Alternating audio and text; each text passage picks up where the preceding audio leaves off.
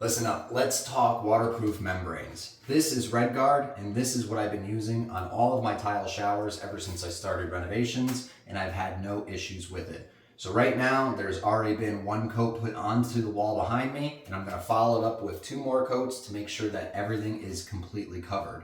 Now, it is recommended before doing this step, make sure you take some thin set, cover in all the seams, and then push in some cement fiber tape so that way it bonds and seals every part of this shower stall. So when you follow it up with RedGard, it gives you a nice, smooth, even coat all the way around your shower. Now it's real simple to work with. It could be either rolled on or I just basically use a brush. And you're gonna wanna wear a mask when you do it because it does stink.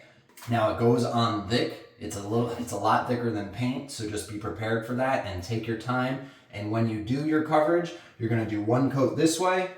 Your next coat, you're gonna do this way, so that way everything is protected. It goes on pink and it dries red, and in about 90 minutes, you could put tile on if you wanted to, or put your second coat on. Go out and grab some RedGard today. You're not gonna be disappointed. Thanks again for watching, and good luck with your purchase.